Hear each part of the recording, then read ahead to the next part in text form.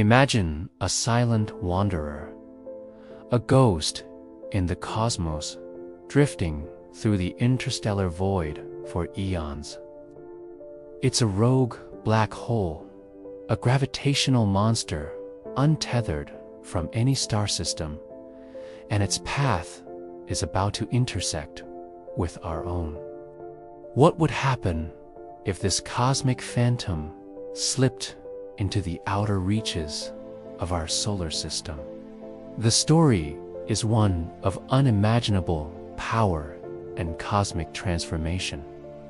Out here, in the cold, distant expanse, lie the gas giants, Jupiter, Saturn, Uranus, and Neptune. They are colossal worlds, dwarfing our own. But in the face of a black hole, their size means nothing. The first sign of trouble wouldn't be a visible collision, but a subtle, relentless pull. The black hole's immense gravity would begin to act like a cosmic siphon, tasting the outer layers of their atmospheres. Imagine Saturn's majestic rings, made of ice and rock, beginning to wobble and then stream away, pulled into a new, more chaotic orbit. Jupiter's great red spot, a storm larger than Earth, would be stretched and distorted before its gases are stripped away entirely. The vibrant blues of Uranus and Neptune would fade as their methane-rich atmospheres are peeled off, layer by layer. This stolen material wouldn't just vanish. It would be drawn into a swirling, superheated vortex around the black hole, known as an accretion disk. As the gas and dust spiral inward, accelerating to near the speed of light, friction would cause it to glow with ferocious intensity.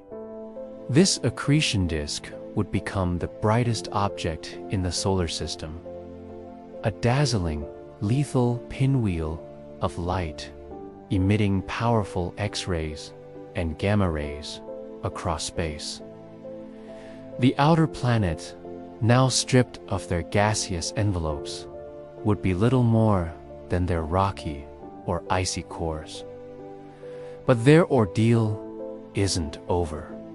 The black hole's gravity would continue its work, exerting immense tidal forces that would shatter these cores, pulling them apart, piece by piece, adding their remains to the ever-growing, brilliant accretion disk.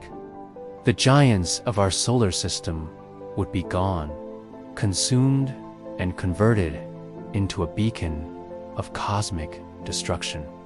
Long before the black hole reaches the inner solar system, we would feel its presence. The gravitational bedrock of our cosmic neighborhood would begin to crack. The delicate balance that holds the planets in their predictable orbits would be shattered. Asteroids in the belt between Mars and Jupiter would be flung out of their paths like cosmic shrapnel, some sent hurtling towards the inner planets, including Earth. A new, terrifying rain of meteors would begin, a prelude to the chaos to come. On Earth, the first signs would be catastrophic. The black hole's gravity, even from afar, would tug on our planet's crust. This would trigger earthquakes of a magnitude we can't even comprehend, shaking our cities to dust. Tectonic plates would grind against each other with unprecedented force, awakening every dormant volcano and creating new ones. The sky would be filled with ash, blotting out the sun, while gargantuan tsunamis, miles high, would scour the continents. Our planet would be tearing itself apart from the inside out. The moon, our constant companion, would be one of the first to go. Its orbit would become erratic before it's either flung out into space or pulled toward the black hole, shattering into a million pieces. For us on the surface, the tides would become apocalyptic, with oceans rising and falling by hundreds of feet in mere hours. As the black hole draws closer, a far stranger and more terrifying process begins. It's a phenomenon astronomers chillingly call spaghettification. The gravitational pull on the side of the Earth facing the black hole would be exponentially stronger than the pull on the far side. This immense difference in force would stretch our planet. First, it would become egg-shaped, then elongated, pulling mountains, oceans, and continents into a long, thin stream of matter. It's a cosmic stretching rack. From a distance, it would look as if Earth were being unspooled, like a ball of yarn flowing into the glowing maw of the accretion disk. Everything we've ever known, every mountain, every ocean, every city, would be atomized and funneled into this stream of plasma, destined to fuel the black hole's brilliant, deadly fire.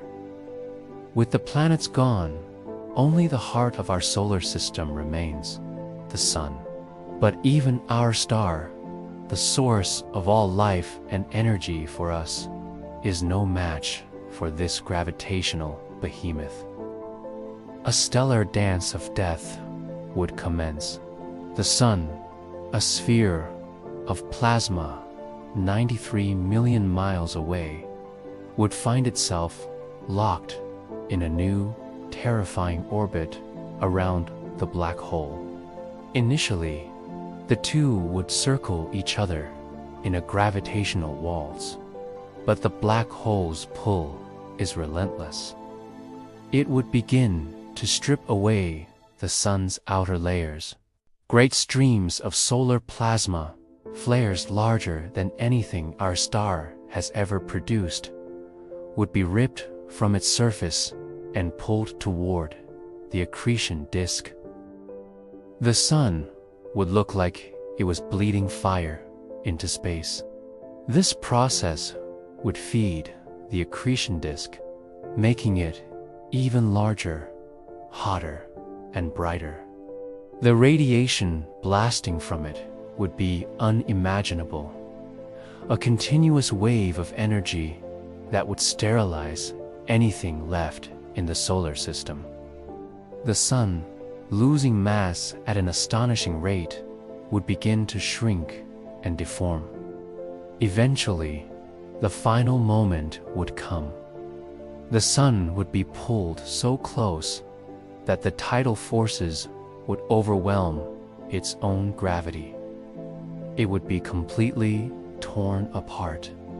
The star that warmed us for billions of years would be unraveled, its material joining the swirling disk.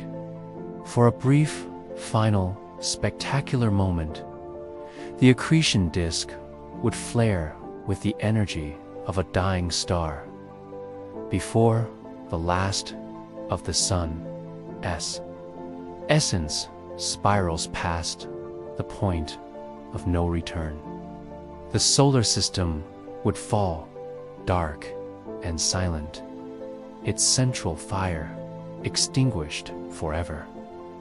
All that would remain is the black hole, now slightly more massive, continuing its silent journey through the cosmos.